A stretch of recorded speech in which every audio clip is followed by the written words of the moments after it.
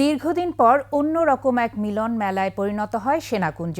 সশস্ত্র বাহিনী দিবসে দেশের বিভিন্ন অঙ্গনের বিশিষ্টজনেরা ভিন্ন এক পরিবেশে মেতে ওঠেন গল্প, আড্ডা আর একে অন্যের খোঁজ খবরে। আলাপ চলে ব্যক্তিগত সুখ দুঃখ থেকে দেশের আগামীর ভবিষ্যৎ নিয়ে। প্রণব চক্রবর্তীর আরেকটি রিপোর্ট। বিভিন্ন মত আর পথের মানুষকে এক সুতোয় গাঁথার সুযোগ করে দেয় সশস্ত্র বাহিনী দিবস। দীর্ঘদিন পর সেনাকুঞ্জে সবাই যেন মুক্ত হাওয়ায় মেতে ওঠেন অন্যরকম এক মিলন মেলায়। স্বৈরশাসনের দীর্ঘ ১.৫ দশক ধরে নানাভাবে যারা হয়েছেন নিগৃহীত, বঞ্চিত, গণমাধ্যম ব্যক্তিত্ব থেকে শুরু করে সেই সব শিক্ষাবিদ, রাজনীতিবিদ সহ বিভিন্ন শ্রেণী পেশার মানুষ ডুবে যান প্রাণবন্ত আড্ডায়।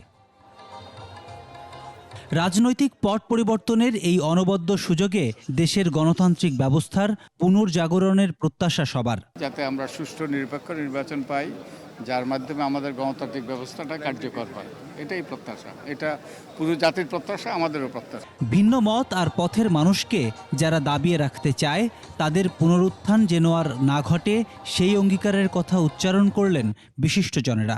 ডক্টর ইউনূস সাহেব যে বক্তব্য দিছে সেটা খুবই মিনিংফুল, ১ নম্বর। ২ নম্বর হচ্ছে যে এখানে আকর্ষণ, আজকের অনুষ্ঠানের আকর্ষণ বেগম খালেদা জিয়া এখানে উপস্থিত ছিলেন এত বছর পরে। বলা যায় এটাই একটা ব্যতিক্রমী যে তিনি অসুস্থ থাকা সত্ত্বেও এখানে এসেছে, যেখানে বিগত ১ যুগ ধরে, মানে ১৩ বছর হয়ে গেছে, উনি এখানে তাকে উপস্থিত হতে দেওয়া হয়নি এবং তাকে যথেষ্ট সম্মান করা হয়েছে। এটা ব্যতিক্রমী।